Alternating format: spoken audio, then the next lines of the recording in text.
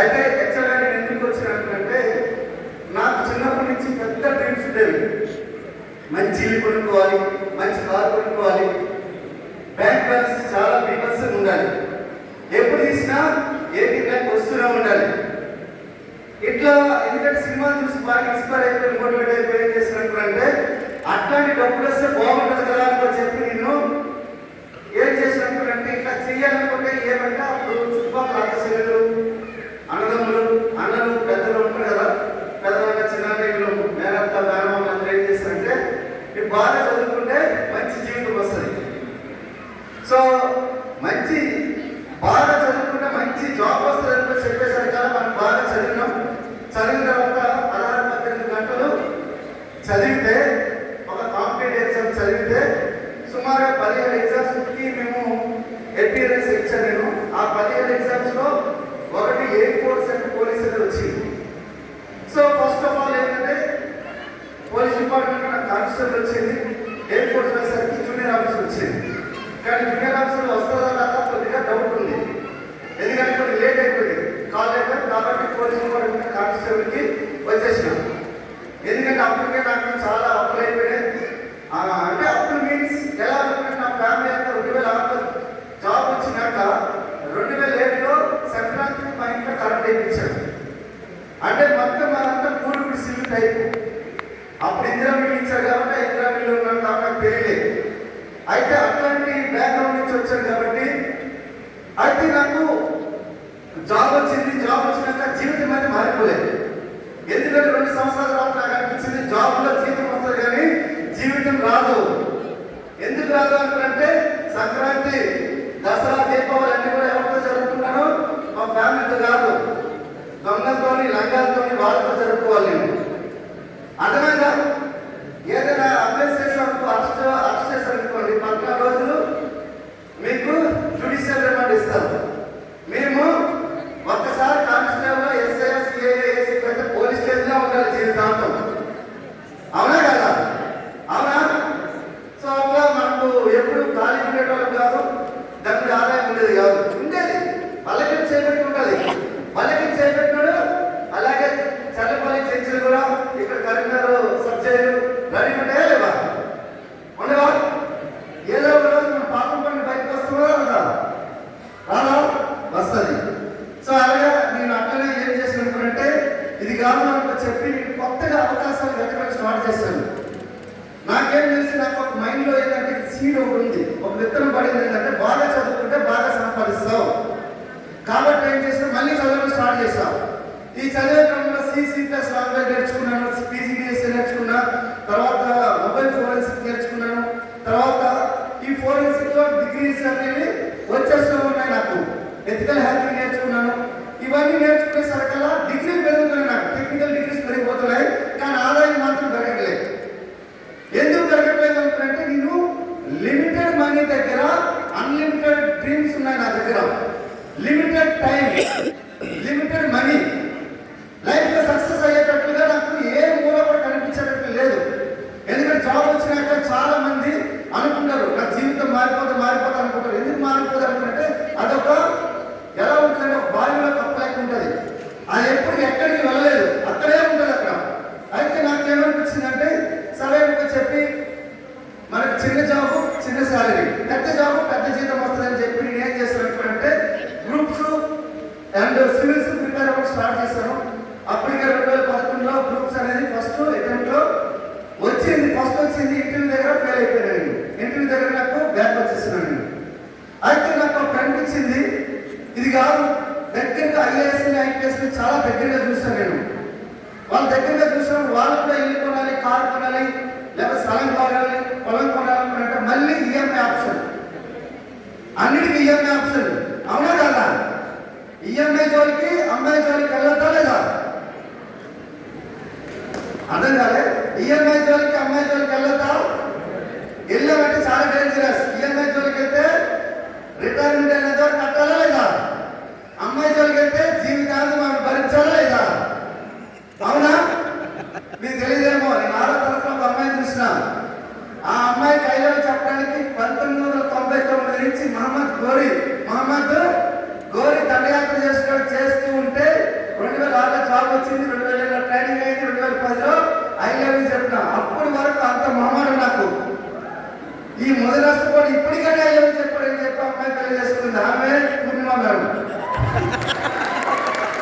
అర్థమైందా అని అంత మహమ్మాటం నాకు. అంటే ఎవరైతే ఏమనుకుంటారని చెప్పి అనుకునేటండి. అయితే నాకు introvert people, lower self confidence, lower self aspiration నాకు. అయితే ఈ సిచ్యువేషన్లో నాకు సరే జాబ్ వల్ల కాదు కానీ అని చెప్పి బిజినెస్ గురించి వెతుకుతున్నాను. ఈ బిజినెస్ వెతికే క్రమంలో నాకు యూట్యూబ్లో ఆగస్టు 2018 ఆగస్టు నైట్ 2వ తారీఖున ఏం చేస్తున్నట్టు యూట్యూబ్ ఓపెన్ చేసి చూస్తుండగా అందులో ఒక బ్యూటిఫుల్ వీడియో కనిపించింది. ఆ బ్యూటిఫుల్ వీడియోలో ఏమంటుందంటే నా పేరు సో అన్నారు. ఆయన ఏమంటే నేను క్యాబ్ డ్రైవర్ని 30,000 సంపాదిస్తున్నాను, బిజినెస్ నుంచి పార్ట్ టైంగా సంపాదిస్తున్నా అని చెప్పి సార్ చెప్పారు. ఇది ఎవరైనా చేయొచ్చు, 18 సంవత్సరాల నుండి మీకు ఆసక్తి ఉంటే చేయొచ్చు అని చెప్పి ఒక వీడియో క్యాప్షన్ వస్తుంది. ఆ క్యాప్షన్ వచ్చేసరికి సార్కి ఇమీడియట్ గా కాల్ చేసినాం. సార్ నాకు కూడా అక్కడ అవకాశం కావాలి సార్, పార్ట్ టైం నాకు కూడా అవసరం, నాకు చాలా అప్పులు ఉన్నాయి, మా చెల్లి మొన్నే పెళ్లి చేసిన, మా పెళ్లి చేసిన తర్వాత తమ్ముడి ఉద్యోగం, అమ్మ అనారోగ్యము, ఇవన్నింటినీ నాకు అన్నింటినీ ఒక్కటే అయిపోయినాయి సార్, బాధ్యత నాకు చాలా ఉన్నాయి, డబ్బులు నాకు సంపాదించే ఒక మార్గం చూపించండి సార్ అంటే, లేదు లేదు నా పేరు మీరు చెప్తున్న పేరు కాదు, నా పేరు ఎక్కువ పేరు అని చెప్పారు. ఆయన ఎవరో కాదు, దాచ Ashok sir. Our great update ఒకసారి అశోక్ సార్ గట్టిగా పుట్టిన ఆయన నాకు అట్లా వచ్చారు. అయితే ఆయన సార్ ఏమన్నారంటే మరి ఎవరు ఆయన క్యాబ్ డ్రైవర్ ఎవరు, నేను 7వ తరగతి చదివితే 30,000 సంపాదిస్తున్నా వ్యక్తి ఎవరు కాదు, మిస్టర్ తమిళపల్లి శ్రీనివాస్ సార్. ఒకసారి గట్టిగా పుట్టిన 7వ తరగతి చదువుకున్న వ్యక్తే మనకి 30,000 సంపాదిస్తే మన డిగ్రీలు ఉన్నాయి, మనం సంపాదిస్తామా లేదా? సో ఆయన గట్టిగా ఫోన్ చేసి అడిగితే సార్ ఏమన్నారంటే ఆధార్ కార్డు పంపించి దాస్తారు అన్నారు. ఇమీడియట్ గా పంపించారు. 2 నిమిషాలు పంపిస్తే ఆయన నాకు 1 minute లో ఐడి పంపించేసింది. ఆయన మనకు తుత్తలు ఎక్కువ చాలా, ఏదంటే మనకు ఒక తిక్క దాంట్లో లెక్క ఉంది. కాబట్టి ఏం చేసినామంటే మీ ఇంట్లో కాదని చెప్పి ఆ సార్ చెప్పేది ఏం చేయడం కానీ వెస్టీజ్ యాప్ డౌన్లోడ్ చేసుకున్నా, ఇమీడియట్ గా గూగుల్స్ ఆర్డర్ పెట్టేసినాం, సన్ గ్లాసెస్ ఆర్డర్ పెట్టేసినా. పెట్టగానే సార్ పాయింట్ చూశారు, ఇది ఎవరికో బాగా ఎక్కువ ఉన్నదని చెప్పి ఇట్లా కాదు, ఆన్లైన్లో కాదు, ఇక్కడ డైరెక్ట్ ఆఫ్లైన్ స్టోర్ ఉంటుంది, మీరు సికింద్రాబాద్ బ్రాంచ్కి వెళ్ళిపోతే అక్కడ మీకు ప్రోడక్ట్ దొరుకుతుంది, ఇంట్లో ఏమేమి అవసరం అన్నీ దొరుకుతాయని చెప్పారు. సరే సార్ ఇప్పుడు చెప్తా వెళ్ళిన తర్వాత సబ్బు సాబు పేస్ట్ అన్ని కొనేసినాం. 3,200 రూపాయలు పర్చేజ్ చేసేసినాం. చేసేసిన తర్వాత ప్రోడక్ట్ వచ్చింది. సార్ ఏం చేస్తారు వాడుకున్నాను. సరే అయితే సార్ ఇందులో బిజినెస్ ఏం చేస్తారంటే మీకు తెలిసి వాళ్ళందరికీ చెప్పండి అన్నాడు. నాకు చాలా మంది తెలుసు, మా పోలీస్ స్టేషన్ 110 మంది కానిస్టేబుల్, 10 మంది ఎస్ఐలు ఉండేటోళ్ళు, ఒక 2 సిఐలు ఉండేటోళ్ళు, ఒక ఏసీపీ ఉండేటోడు, అప్పుడు సైబర్ క్రైమ్ చేసేటోండి. అయితే వాళ్ళకి ఎవరికి చెప్తాం అనుకుంటే నాకు ఫస్ట్ లిస్ట్ లో వీలు కాదు సార్. ఫస్ట్ ఏం చేస్తారంటే 282 పాయింట్ కంప్లీట్ చేయండి, మీకు ఫాస్ట్ ఆఫ్ 10% అవుతారు, మీకు ఫస్ట్ ఇన్కమ్ స్టార్ట్ అయితే సార్ అని చెప్పారు. ఆ చెప్పినప్పుడు నేను ఏం చేసిన అనుకున్నంటే సార్కి నేను చెప్పిన నాకు హైదరాబాద్ ఇక్కడ నేను లోకల్ కాదు సార్, నాకు ఎవరికి తెలిసిన లేడు, నేను ఎవరికి చెప్పాలంటే నేను అనలేదు. నేనేం చేస్తానంటే నాకు ఇరిగేషన్ డిపార్ట్మెంట్ ఒక వ్యక్తి తెలుసు, ఆయన ఏం చేస్తారు గెజిటెడ్ ఆఫీసర్ ఆయన నాకు బాగా ఫ్రెండ్. ఆయన ఏమంటాడంటే మేము ఎట్లా అంటే అట్లా అంటాడు. నా యొక్క యాటిట్యూడ్ ఏంటంటే ఆయన నీకు చాలా మంచివాడు దాసువాడు అని చెప్పి నాకు మంచి రిలేషన్షిప్. అయితే ఏంటంటే సార్ నేను ఒక మంచి బిజినెస్ స్టార్ట్ చేసిన, మీ యొక్క ఆధార్ కార్డు పంపించండి సార్ అని పంపించేసాడు. ఎంత కావాలన్నాడు, 3,500 సార్ పంపించేసినాడు. ఆయన ఎట్లా అంటాడంటే బాంబులు తయారు చేస్తున్నానని చెప్పినా నాకు బాంబు పంపించి దాసు అంటాడు. అట్లాంటి వ్యక్తి ఫస్ట్ జాయినింగ్ అయినా. అయితే నేను 3,500 ఒక 3,200 మొత్తం కలిపితే అయితే నాకు ఏమనిపించిందంటే సార్ ఏమన్నారు 2,282 పాయింట్ కావాలి, 9,000 టర్నోవర్ కావాలి. ఈ 9,000 టర్నోవర్ కావాలంటే ఇంకా మిగతాది మొత్తం ప్రోడక్ట్ ఏం చేసినాను కూడా కొనుక్కున్నాం. ఆ కొని 2,000 రూపాయల ప్రోడక్ట్ కూడా కొనుక్కొని పోలీస్ స్టేషన్లో పెట్టుకున్నాం. పెట్టుకుంటే సార్ ఏమన్నాడు దాన్ని రిటైలింగ్ చేయాలనుకుంటే నాకు తెలియదు కాబట్టి అక్కడ ఏం చేస్తావు సబ్బు షాంపూ బెస్ట్, సబ్బు షాంపూ బెస్ట్, సబ్బు షాంపూ బెస్ట్, సబ్బు షాంపూ బెస్ట్, ఇవి దుబాయ్లో కూడా అమ్ముతారు, ఇక్కడ కూడా అమ్ముతున్నారు, దుబాయ్లో కూడా అమ్ముతారు, ఇక్కడ కూడా అమ్ముతారు. ఇదే చెప్పేసిన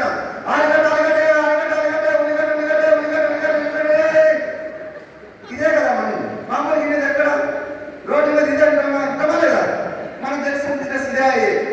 సో అట్లా మనకు 2,000 ప్రోడక్ట్ మా బ్రాంచ్ వాళ్ళు తీసేసుకున్నాను. తీసుకున్న తర్వాత 9,000 టర్నోవర్ అయింది. అయిన తర్వాత 10వ తారీఖు వచ్చింది. 10వ తారీఖులో ఒక ఇన్కమ్ చూసినా మామూలు కాదు, మెస్మరైజ్ అయిపోయినా, లైఫ్ అనేది మెస్మరైజ్ అయిపోయినా. ఫస్ట్ మంత్ ఇన్కమ్ వచ్చి 1,200 రూపాయలు ఇన్కమ్ వచ్చింది. 424 రూపాయలు బోనస్ రూపంలో వచ్చింది. 750 రూపాయలు ప్రోడక్ట్ ఫ్రీ వచ్చింది. సో నేను అసలే రిటైల్ కింగ్. నేను రిటైల్ కింగ్. ఆ 750 అమ్మేసిన మొత్తం 1,200. అంటే నాకు 44,000 శాలరీ వచ్చిన 11,000 వచ్చేది. అన్ని ఈఎంఐలే. అమ్మాయికి పెళ్లి చేసుకుని కాబట్టి అన్ని ఈఎంఐలు ఉంటాయా లేవా? అవునా కదా? ఉండేవా? అప్పుడు తాడు పొగలు లేనప్పుడు ఏమి ఉండదు. ఇప్పుడు ఉంది కాబట్టి ఆటోమేటిక్ ఈఎంఐలు వస్తా లేవా? ఇక రాంబాబు రాలే. ఆమె బంగారం తులం బంగారం కూడా పడలేదు. అప్పుడైతే 14 సంవత్సరాలతో కాపులు చేసి ఒక్క తులం బంగారం కూడా పడలేదు, 10 గ్రాముల బంగారం కూడా పడలేదు. అయితే ఇది జరిగింది. ఈ జరిగినప్పుడు నేను 1,200 రూపాయలు వచ్చింది. చాలా ఉప్పి తప్పిపోయిపోయాను. ఎందుకంటే మా తాతలు ముత్తాతలు సబ్బు షాంపూ పేస్ట్ 3 తరాల నుంచి వాడుతున్నారు. ఒక్క రూపాయి రాలేదు. అట్లాంటి ఒక పేస్ట్ మారిస్తే 1,200 రూపాయలు రావడం మీద చెప్పి గట్టిగా నిర్ణయం తీసుకున్నాం. ఆ తర్వాత నెక్స్ట్ మంత్ 500, ఆ నెక్స్ట్ మంత్ 900, ఆ నెక్స్ట్ మంత్ 1,100, 5 నెలల ఇన్కమ్ వచ్చేసరికి 20,177 రూపాయలు రావడం జరిగింది. సూపర్. ఎందుకు ఈ 20,000 చెప్తున్నానంటే నా శాలరీ అప్పుడు 44,000 ఉండేది 2018లో. నా శాలరీ అప్పటికి పిఎల్సీ కంటే ముందది.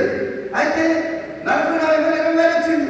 5 నెలలు కష్టపడి 20,000 వచ్చినప్పుడు దీంట్లో దమ్ముంది అని చెప్పి అనుకున్నాను. రాత్రి 2 గంటలకు ఆ మెసేజ్ కనిపించింది నాకు. పోయి 2 గంటలకు కనిపిస్తే ఉండదు. ఎవరికి ఫోన్ చేస్తాం ఆ టైంలో?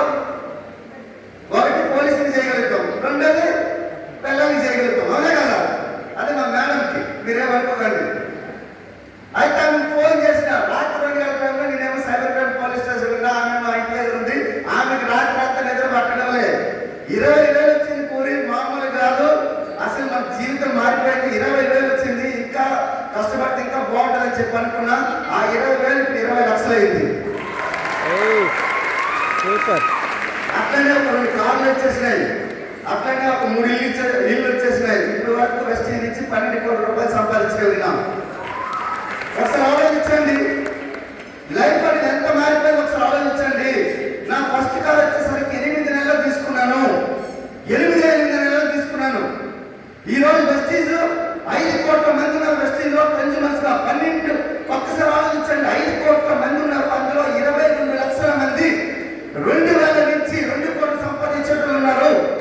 12,000 మంది కారు తీసుకున్న వాళ్ళు ఉన్నారు. 7,000 మంది లక్ష రూపాయలు సంపాదించుకుంటున్నారు. ఒక 300 మంది BMW, ఆడి, జాగ్వార్ లాంటి కార్లు తీసుకున్న వాళ్ళు ఉన్నారు. 55 మంది మా లెక్క 10 లక్షల పైబడి సంపాదించుకుంటున్నారు. That is Guinness book of record. ఎంతవరకు ఇండియాలో కాదు ప్రపంచంలో ఏ ఒక్క కంపెనీలో ఎంతమంది సక్సెస్ఫుల్ పీపుల్ లేరు. మీకు ఇట్లాంటి కంపెనీ దగ్గరికి వచ్చి 100 రూపాయలు పెట్టి కూర్చున్నామని వచ్చే పట్టుకుంటుండేమో నాకు తెలియదు. కానీ ఇట్లాంటి జస్ట్ 2 సంవత్సరాలు నిలబడితే మీరు నాలుగు మాట్లాడచ్చు. స్టేజ్ మీద మీకు చెప్పడం కూడా మేము రెడీ ఉంటాం. అర్థమవుతుందా? కారు కొనేటప్పుడు ఎంత అమాయకత్వం అంటే నాకు కార్ డ్రైవింగ్ రాదు. 8 నెలల కారు వచ్చేసింది కాబట్టి మా యొక్క కారు కొనగానే ఆయన నేను ఏం చేసినట్టు కారు ఆయన ఒకటే ఫోన్ చేసి తీసుకోవాలంటే మా అబ్బాయిని చెప్పకుండా నేను తీసుకుని వచ్చేసిన. అది కూడా నాకు డ్రైవింగ్ రాదు కాబట్టి ఎవరో మాకు తెలిసిన హోమ్ కార్ ఉంటే ఆయన ఎక్కించుకొని తీసుకుని వచ్చేసిన. అప్పుడు శ్రీనివాస్ సార్ కాల్ చేసిండు. ఏమన్నాడంటే, సార్ కారు తీసుకుని నాకు చెప్పాలి కదా సార్ అంటే, లేదు సార్ ఆయన కారు ఆయన ఒకటే తీసుకోమంటాడు, మీరు వెళ్ళి చూసుకోమని నేను కొడుకుని వచ్చేసిన సార్ అన్నాను. అట్లా అయితే సరే రేపు అశోక్ సార్ కారణాలు కూడా మీరు అక్కడ ఇద్దరు కలిపి చేద్దామని చెప్పి అశోక్ సార్ ఫోన్ చేశాడు. ఈ చేయగానే నాకు ఏమనిపించింది, బాగా అనిపించింది. కొద్దిగా నేను ఏం చేసినట్టే అక్కడ హనుమాన్ టెంపుల్ ఉంటుంది, చాలా పవర్ఫుల్.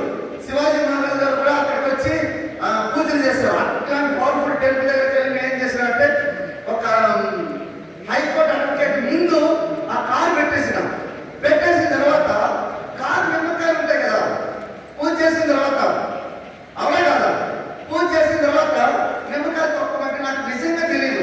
అప్పుడు వరకు చెప్తున్నా ఏబీసీ అని ఒకటి తెలియదు, యాక్సిలరేటర్, బ్రేక్, క్లచ్ ఉండాలని తెలియదు.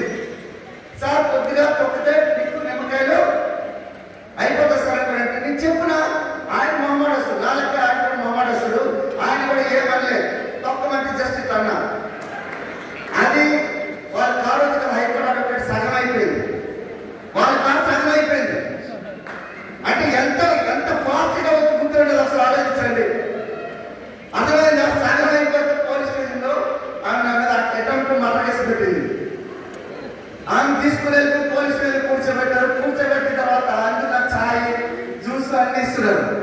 ఎందుకు ఇస్తున్నాను?